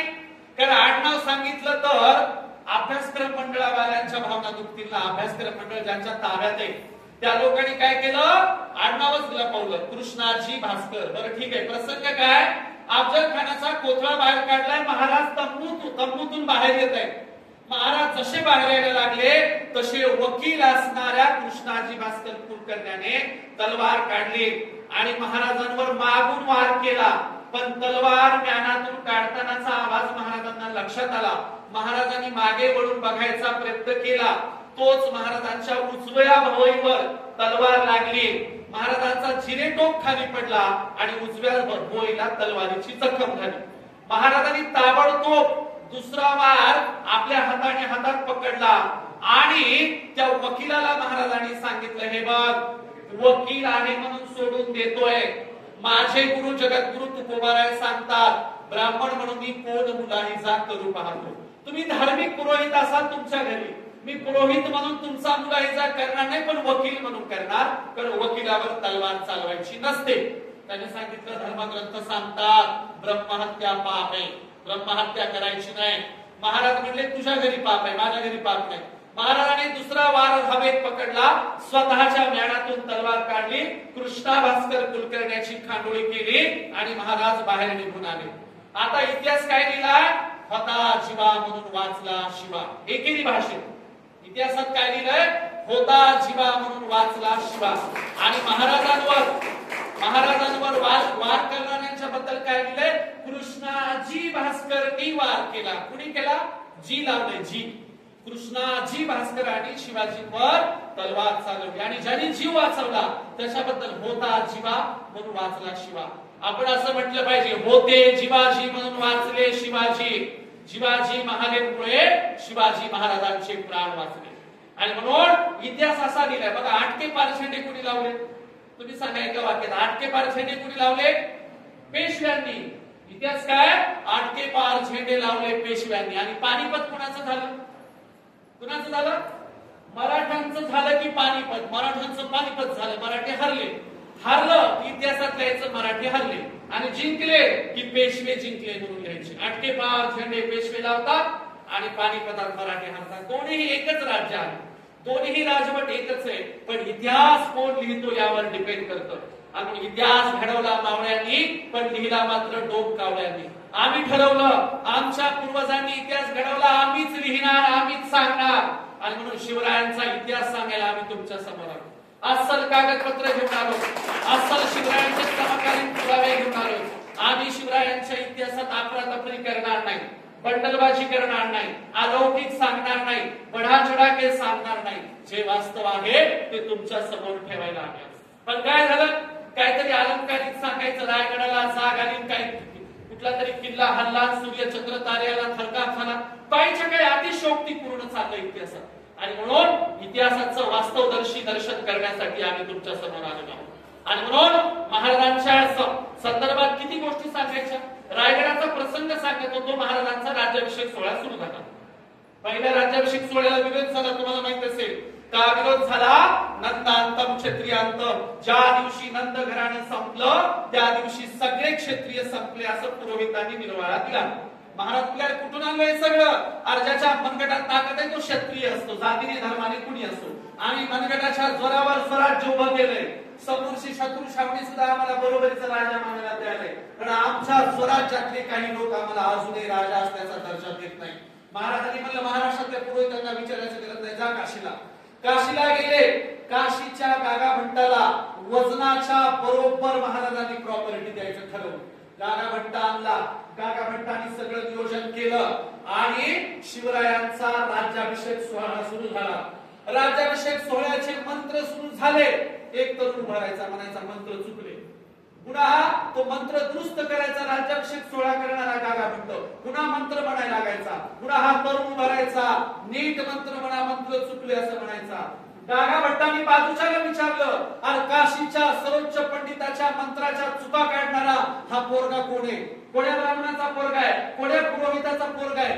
माझ्या मंत्राच्या चुका काढतोय. तेव्हा बाजूचा एक जण म्हणाला, गागाभट्ट गुणाने राज्याभिषेक सोहळा करायचा हा कुण्या पुरोहिताचा पोरगा नाही, हा खुद्द छत्रपती शिवरायांचे सुपुत्र छत्रपती संभाजी महाराज आहे, संस्कृतचे पंडित आहे, 16-17 भाषा घेतात, संस्कृतचे पंडित आहे. गागाभट्टाला आश्चर्य वाटलं, एका कुणग्याच्या घरात, एका शेतकऱ्याच्या घरात जन्मलेल्या राजाचा पोरगा संस्कृतचा पंडित. गागाभट्टांनी राज्याभिषेक सोहळा झाल्यावर संभाजी महाराजांशी संस्कृत मध्ये चर्चा केली. गागाभट्ट हरले, घेतली प्रॉपर्टी आणि काशीला निघून गेले. काशीला गेल्यावर गागाभट्टांनी एक ग्रंथ लिहिला, समय नाही नावाचा. समय नाही नावाचा ग्रंथ काशीच्या ब्रह्मवृंदांच्या समोर, प्रचंड मोठ्या पंडितांच्या समोर वाचून दाखवला आणि सगळ्यांना विचारलं, चुका सांगा. सगळे पंडित म्हणजे गागाभट्ट, तुमच्या ग्रंथाच्या चुका काढायला कोणात हिंमत आहे का? पण एक पंडित म्हणला, माझा एक प्रश्न आहे, इतका चांगला ग्रंथ लिहिला, त्याची अर्पण पत्रिका कोणी आहे? तुम्ही कुणाला हा ग्रंथ अर्पण करणार तर आम्हालाही सांगा की. गागाभट्ट म्हणाले, याच प्रसंगाची वाट बघत होतो. गागाभट्ट सगळ्यांच्या समोर उभे राहिले आणि म्हणाले, मी जी अर्पण पत्रिका लिहितोय ती तुम्हाला आताच सांगून टाकतो. गागाभट्टाने अर्पण पत्रिकेचा उच्चार केला, म्हणाले, ज्याच्या नावाने दाही दिशांना थरकाप उठतो, ज्याच्या नावाने सूर्यचंद्र तारे दररोज उगवतात, असे छत्रपती शिवरायांचे सुपुत्र शांतवीर छत्रपती संभाजी महाराजांना माझा ग्रंथ अर्पण करतोय, कारण तेच पृथ्वीवरचे आजचे सगळ्यात मोठे संस्कृतचे पंडित आहेत. एवढ्या मोठ्या ग्रेट राजाचं वर्णन काशीचा गागाभट्ट करतो. आणि आमच्याकडे शिवाजी महाराज आणि संभाजी महाराज म्हणले की घेतली तलवार निघाले कापायला, घेतली तलवार यवनांवर आक्रमणच केलं. त्यांचे बाकीचे पैलू सांगणार की नाही?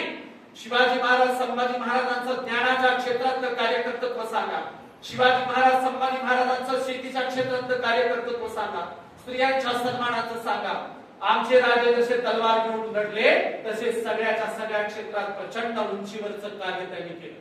म्हणून आज आम्हाला शिवचरित्रातून काय घ्यायचंय, ह्या सगळ्या गोष्टी आम्ही आज समजून घेतल्या पाहिजे. शिवचरित्र पहिल्यांदा आम्हाला शिकवतो, सामान्य घरातल्या व्यक्तीला सुद्धा स्वतःच्या बुद्धीच्या आणि मनगटाच्या जोरावर केवढ्याही उंचीवर जाता येतं, कुठल्याही क्षेत्रातलं शिवाजी होता येतं, हे शिवचरित्र आम्हाला शिकवतं. म्हणून तुम्ही गरिबीत असाल, कुठेही असाल, त्याचा प्रश्न नाही. तुम्ही तुमच्या बुद्धिमत्तेचा वापर कसा करता आणि किती उंचीवर जाता आज या. लोकशाहीमध्ये तर तुम्हाला कोणी रोखायला चालले नाही. पूर्वी जाती व्यवस्था होती, अस्पृश्यता होती, गैरबराबरी होती, विषमता होती. आज तुमच्या कार्यकर्तृत्वाला रोखायला कोणीही आलेलं नाही. आज तुम्ही बुद्धीच्या जोरावर प्रचंड उंचीवर गेलं पाहिजे. पण दुर्दैव असं आहे, ज्यांनी प्रचंड सायंटिफिकली विज्ञानवादी असायला पाहिजे तेच सगळे अवैज्ञानिक बनलेले आहेत. तेच सगळे विज्ञानवादाच्या पलीकडे जाऊन काहीच्या काही करायला लागलेले आहेत. आणि आम्ही विज्ञानवादाची कार धरली पाहिजे. तुमच्या वैद्यकीय व्यवसायात तर तुम्ही विज्ञानवादी असणं प्रचंड गरजेचं आहे. तुम्हाला डार्विन उत्पाट असला पाहिजे, तुम्हाला प्लेटो, एरिस्टॉटल, न्यूटन, सॉक्रेटिस तोडपाठ असला पाहिजे. पण आम्हाला डार्विन नंतरचा ती आम्हाला ती त्या समुद्र मंथनातून वर आलेली काल्पनिक देवताच लय जवळची वाटते. काय नाव आहे तिचं? धन्वंतरी. धन्वंतरी कधीही जन्माला येऊन गेलेला कोणीही पुरुष नाही. ती काय आरोग्याची देवता पण नाहीये. पण धन्वंतरीला उगाच लॉन्च केलं आणि धन्वंतरी डॉक्टरी क्षेत्रातली म्हणे देवता आहे. काय संबंध त्या धन्वंतरीचा? तुम्हाला डार्विन समजून घेता आला पाहिजे. डार्विन सांगतो उत्क्रांतीवादातून माणसाची आणि पुढे आपल्या सगळ्यांचा विकास झालेला आहे. पण आम्हाला ते समजून घ्यायचं नाही. भारतातले डॉक्टर लोक सुद्धा प्रचंड अवैज्ञानिक अनसायंटिफिकली वर्तन करताना आपण दररोज बघतो. म्हणून शिवचरित्र आम्हाला काय शिकवतं? विज्ञानवादी असलं पाहिजे. शिवचरित्र शिकवतं जगाबरोबर चाललं पाहिजे. शिवचरित्र शिकवतं स्त्रियांचा सन्मान केला पाहिजे. शिवचरित्र शिकवतं गरजूंना मदत केली पाहिजे. शिवचरित्र शिकवतं संकटात लोकांच्या मदतीला धावून गेलं पाहिजे. आणि म्हणून एक छोटीशी कविता सांगतो आणि आपण समारोपाकडे जाऊया. आई म्हणते बाळा शिवाजीच व्हायचं असतं, आई म्हणते बाळा शिवाजीच व्हायचं असतं. पण कधी कुठं सहलीला गेलास तर वर्षा मधोमध बसायचं असतं, पुढून ठोकलं मागून ठोकलं तर सुखरूप वाचायचं असतं. आई म्हणते बाळा शिवाजीच व्हायचं असतं, आई म्हणते बाळा शिवाजीच व्हायचं असतं. कधीच उन्हात जायचं नसतं, पावसात भिजायचं नसतं, एकट्यानेच घरात कार्टून नेटवर्क बघत बसायचं असतं. आई म्हणते बाळा शिवाजीच व्हायचं असतं, आई म्हणते बाळा शिवाजीच व्हायचं असतं. पोराचा बाप बाजूला असतो, पोराचा बाप म्हणतो हो ग, तू त्याला ज्या शहाणपणाच्या गोष्टी सांगायलीस मी पण 2-4 शहाणपणाच्या गोष्टी सांगतो. पोराचा बाप म्हणतो हो बाळा शिवाजीच व्हायचं असतं, हो बाळा शिवाजीच व्हायचं असतं.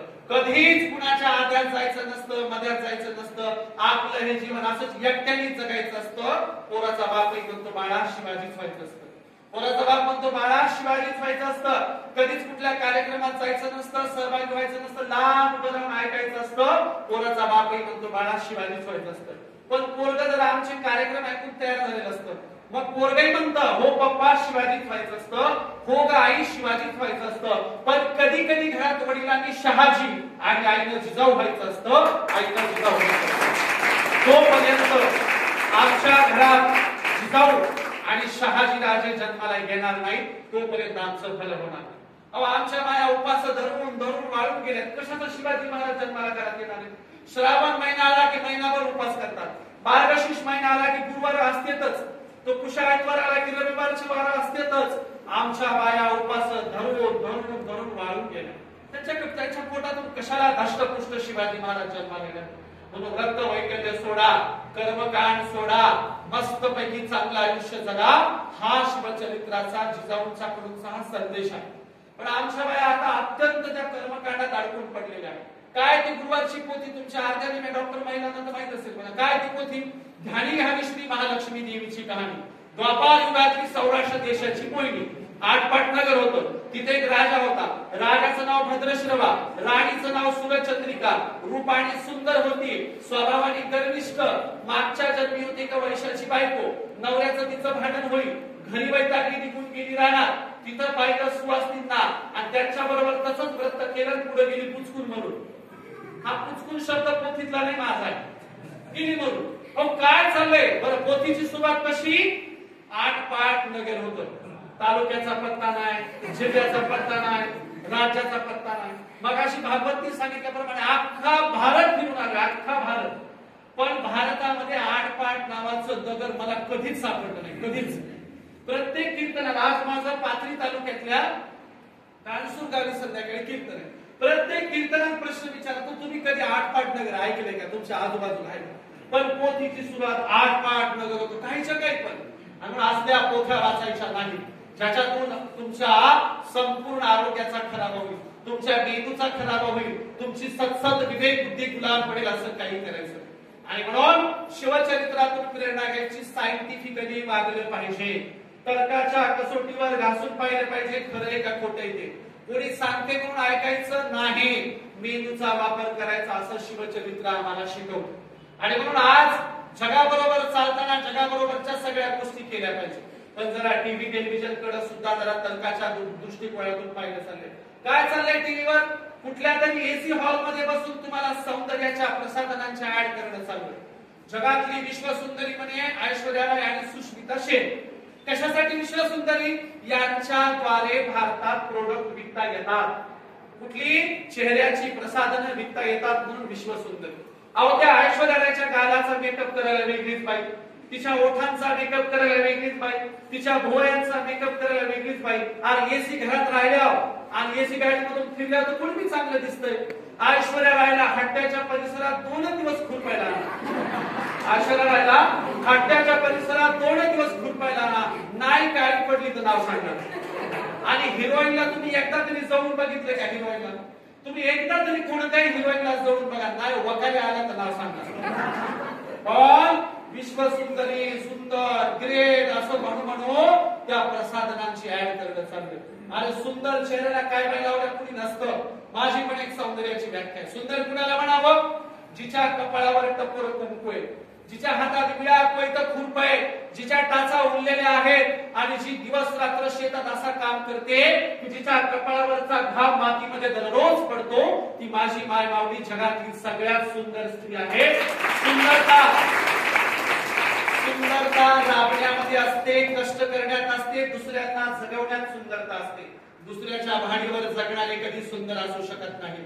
आणि सौंदर्याचा रंग गोरा नाही, अगोदर लक्षात घ्या. मी स्त्रियांसाठी का सांगतोय? आपल्या देशात आपलं मराठवाडा तर असा आहे, पूर्वीला बरं का, आताची परिस्थिती वेगळी आहे. मराठवाडा तर असा आहे, साधारण मुलगी सावळी आहे म्हणून सुद्धा हजारो लग्न या मराठवाड्यात मोडलेले आहेत. आता तर कोणीच म्हणतात जा तुझ्या कमरेत दात घालते, मला गरज नाही. आताची परिस्थिती वेगळी आहे, पण पूर्वीला केवळ सावळ्या रंगाची मुलगी आहे म्हणून विवाह मोडलेले आपले परिसर आहेत. परंतु लक्षात घ्या, भारतीय सौंदर्याचा रंग गोरा नाही, भारतीय सौंदर्याचा रंग काळा आहे. काळा, आमचा विठ्ठल काळा, आमचा कृष्ण काळा, आमचा खंडोबा काळा. तुम्ही गाणं ऐकलं असेल, यशोमती मैया से बोले नंद लाला, राधा क्यों गोरी मैं क्यों काळा. कृष्ण काळा आहे, महादेव नीलकंठ आहे, महादेव काळा आहे. भारतीय सौंदर्याचा रंग काळा आहे. गोऱ्या रंगाचं थैमान माजवणं आम्हाला मान्य नाही. समजा ही मराठी आणि हिंदी चित्रपट सृष्टीत जाण्यासाठी निकष ठेवला गोरा रंग, तर अख्खा दक्षिण भारत बादच करावा लागेल मग, कारण सगळे दक्षिण भारतीय काळे. आणि म्हणून आफ्रिकन बाईला, समजा आफ्रिकन ऑस्ट्रेलियन बाई आहे, तिचा मुलगा लग्नाला आलाय, तर ती मुलगा लग्नाला आले असं म्हणेल का यंदा तुझं लग्न करू आणि तुझ्यासाठी पोरी पान पोरगी बघू, असं म्हणेल का? आफ्रिकन बाई, ऑस्ट्रेलियन बाई काय म्हणेल, यंदा तुझं लग्न करायचं, तुझ्यासाठी चांगली काळी कुट्ट पोरगी बघू. कारण त्यांच्या सौंदर्याचा रंग काय? काळा रंग आहे. आणि म्हणून रंगाचं महत्व या देशात अवास्तव बिंबवण्यात चालू आहे. अहो, खेड्यातली म्हातारं पाहुण्याच्या पोरीच्या लग्नाला गेली आणि विचारलं नवरी कुठे आहे, नवरी कुठे? ती म्हणते काय कुठे बसली तिथं, दिसत का? ती गेल्या नवरीकडे बघायला. अहो, मला 8 दिवसापूर्वी पाहुण्याकडे आलो, पोरगी काळी सावळी दिसायला होती. काय कमाल झाली, 8 दिवसांवरून झोपली ना नवरी. ते घरचे म्हणले बाबा तुम्हाला नाही करायचं, ते नवरीची कमाल नाही, त्या मेकअप वाल्या बाईची कमाल. म्हातारा मेकअप वाल्या बाईकडे गेलो आणि मेकअप वाल्या बाईला म्हणतोय तुम्ही आमच्या गौरीवर अशी काय कमाल केली बरं? 8 दिवसापूर्वी वेगळी होती ना आज वेगळी. मेकअप वाली बाई म्हणली हे बघा बाबा, ही माझी पण कमाल नाही, तर मेकअपच्या डब्याची कमाल. म्हातारा म्हणलं बघू त्या डबा. म्हातारी डबा हातात घेतला, खाली वर करून बघितला, डबा हातात घेतला. म्हातारा म्हणले कितीला असतंय? मेकअप वाली बाई म्हणजे स्टार्टिंग 5,000 रुपये, बाजाराचा जेवढा महागाचा घेतात तेवढा घेताय. म्हाताऱ्याने लग्न लावलं, बाजारात गेला, मेकअपचा डबा घेतला, घरी गेला. घरी गेल्यावर जिला नाचून आल्या तशा म्हातारीकडे गेला, बायकोकडे. आणि म्हातारीला म्हणते अगे आपल्या लग्नात काही कॅमेरा नव्हता, फोटोवाला नव्हता, मेकअप नव्हता. चौदे झालं जुन्या काळात लग्न, पण आज मेकअपचा डबा आणलाय, जरा मेकअप लाव की तू कशी दिसते ते बघायचं. म्हातारी म्हणजे तुम्हाला काही लाज लज्जा शरम आहे का? नाचून घरात आता मेकअप करून कुठे जायचंय? म्हातारा म्हणलं आता कुठे जायचं नाही, घरातल्या घरात कर, पण बघू दे की कशी दिसते ते. रोज नाच लावायला म्हणून म्हातारीनं एका दिवशी दिवस मोडता संध्याकाळी मेकअप केला. सकाळी सकाळी शेजारचा माणूस आला, दरवाजा वाजवला. अहो काकू दरवाजा उघडा, आण नाहीत का घरी? काकू खिडकीतून बघायची पण दरवाजाच उघडायचा. पुन्हा तो वाजवायला लागला, काकू दरवाजा उघडा की अण्णा उठलेत का, मला बाहेर गावी जायचं. नाहीत का? काकू खिडकीतून बघायची पण दरवाजाच उघडत.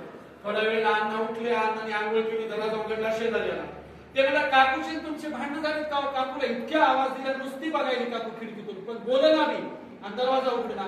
अण्णा म्हणले झालंय असं की मेकअपचा डबा खलत्यात आणला होता, त्या खलत्यात मेकअपच्या डब्याच्या खाली माझी चप्पल तुटली म्हणून फेविस्टिक आणली होती. तुझ्या काकूला मेकअप करताना लिपस्टिक म्हणून फेविस्टिकच लावली होती.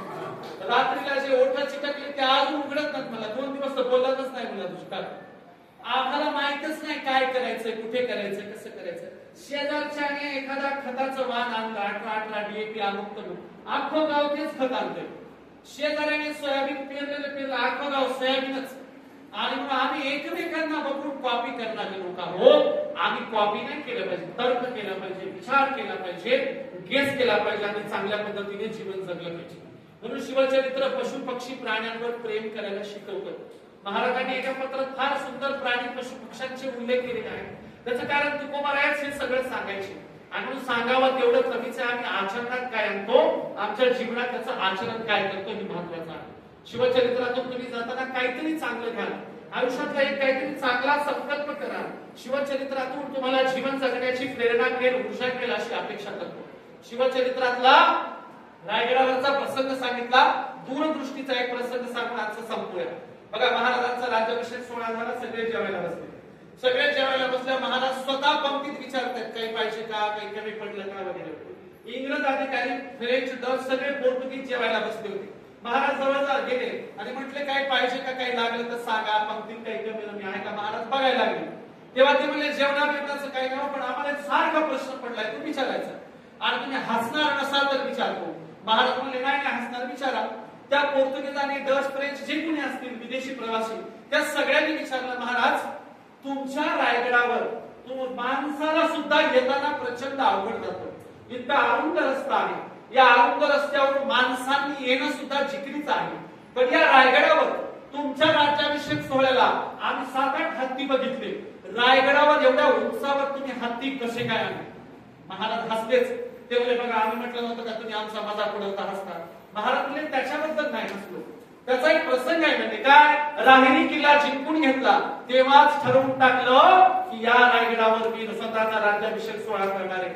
तेव्हाच मी राहिरी किल्ला जिंकून घेतला 1656 ला. 1656 ला एक छोटा हत्तीचं पिल्लू आणि हत्तीचं पिल्लू नर मादी मी 1656 लाच रायगडावर आणले आणि आज 1674 ला त्या नर मादीचे 7-8 हत्ती झालेले आहेत. आज तुम्हाला राज्याभिषेक सोहळ्याला जे हत्ती दिसतायत त्याचं नियोजन 10 वर्षापूर्वी 20 वर्षापूर्वी मी केलं होतं.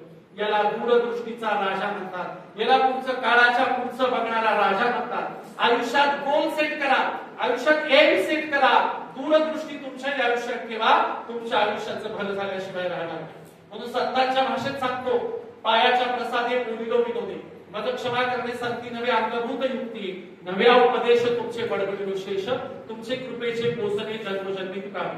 तुम्ही मला बोलवलं, मला ऐकून घेतलात त्याबद्दल तुमचं शतशः आभारी आहे. जाताना एवढंच सांगेन, निर्लज्जासारखं वागायचं आणि आयुष्यात काहीतरी चांगलं करायचं. एक निर्लज्ज तिजोरी फोडायला गेला आणि तिजोरीवर हातोडा मारणार, तोच त्याला पाटी दिसली. पाटीवर लिहिलेलं होतं कृपया तिजोरीवर अवजड वस्तूंचा प्रहार करू नये. तिजोरी मोडली, तुटली, फुटली तर तिचा परत उपयोग व्हायचा नाही. असं करा, बाजूला लाल रंगाचं बटन दिले, ते दाबा म्हणजे तिजोरी आपोआप उघडेल. हा होता निर्लज्ज. ह्याला वाटलं कशाला ठाकाठोकी करायची, बरं की लाल रंगाचं बटन दाबलं तर तिजोरी उघडायला तयार आहे. चोराने लाल रंगाचं बटन दाबलं, तो ऐकवाय वाजला, पोलीसची गाडी आली, पकडून घेऊन गेली. आता गप्प बसावं की नाही, पोलीसवाल्याला म्हणतोय आपली लय दिवसाची इच्छा होती मला पोलीसच्या गाडीत पुढच्या तोंडाला बसायचं. पोलीसवाले म्हणले पकडलं ते गेलो कोणीकडे, पुढच्या तोंडाला बसायला. मग म्हणले बस बाबा, बसला. एक पोलीसवाला म्हणला तुला रंगे हात पकडला, बोल तुझं याबद्दल काय मत आहे. हा म्हणला आपला तर माणुसकीवरचा विश्वासच उडालाय म्हणला. अहो माणुसकीनं तिजोरी न फोडता बटन दाबलं तुम्ही पकडून न्यायला, असं कुठं असते का म्हणला. हाच निर्लज्ज बाजारात गेला. बाजारात एक बाई जांभळ पेरू विकत होती. गर्दीतून हात घातला, एक पेरू खातला आणि खात खात निघाला. त्याला वाटलं बाईनं बघितलंच नाही काही. बाईनं बघितलं, माणसं बाजूला केले, त्याच्या कॉलरला धरला, बाजारात उताना पाडला, असा मारला, असा मारला. मारून मारून बाईची चप्पल तुटली, पण याने हुकत सू नाही केलं. हा खाली पडलेला होता, बाईने तुटलेली चप्पल फेकून दिली, जांभळ पेरू विकायच्या जागेवर जाऊन बसली. याच्या भोवती काही लोक जमलेले होते. त्यातला एक जण म्हणला मूर्खेस करे आणि 2 रुपयाच्या पेरूसाठी एवढा मार खाल्लास, हे वर तोंड करू म्हणते. मग काय झालं मला, तिची बी चप्पल तुटलीच की म्हणला. मार खाल्ल्याचं गेलं कोणीकडे, चप्पल तुटल्याचा आनंद. हाच चोर एका जाडजूडबाईच्या घरात मध्यरात्री चोरी करायला गेला. अंधारात तिजोरीचं बटन समजून रेडूचं बटन दाबलं, रेडू लागला. जाडजूडबाई उठली, चोराला रंगे हात पकडला, छाताडा बसली. जाडजूडबाई नौकराला म्हणाली जा बाबा पोलीसवाल्याला पटकन घेऊन ये, मी याच्या छाती बसते. नौकर अंगणामध्ये अंधारात काहीतरी शोधायला लागला. बाई नौकराला म्हणाली का जात नाही. तेव्हा नौकर म्हणाला बाई साहेब अंधारामध्ये माझी चप्पलच सापडणार. हे चोर खल म्हणते बाबा माझी घालून जाय, पण पटकन जाय, ते वजन काय सहनच व्हायला म्हणला. आज हिच्यापेक्षा पोलीसवाले बरेचसे छाती तरी बसत नाहीत म्हणला. हाच निर्लज्ज जेलमध्ये गेला. याच्या इकडून 3-4 पोलीसवाले, तिकडून 3-4 पोलीसवाले छाती कडून काढून चाललाय. जेलमध्ये याला काही लज्जा आश्चर्य नाही का. जेलर म्हणले या जावई बापू पहिल्यांदाच आले वाटतं. हा म्हणला नेहमीच येतो, पण मेहण्याची भेट पहिल्यांदाच व्हायची म्हणला. जाताना जेलर म्हणले इथून गेल्यावर चांगलं काहीतरी करावं. तुम्हाला हा किस्सा का सांगितला समारोपामध्ये, आपण इथून गेल्यावर काहीतरी चांगलं करावं. जेलर म्हणाले इथून गेल्यावर काय करशील. हा म्हणला बाजारात जाईल. जेलर म्हणले बाजारात जाऊन काय करशील. हा म्हणला बॅटरी विकत घेईल. जेलर म्हणले बॅटरी विकत घेऊन काय करशील. ते मला त्या जाडून बाईच्या घरात अंधारात काही दिसलंच नाही म्हणला. आता बॅटरी घेऊन सिस्टमॅटिक चोरी करणार म्हणला. म्हणजे चोराचं काय असतं, निर्लज्जाचं मारा पुरा खपा जेलमध्ये गेलं तरी काय करायचं तेच करतात.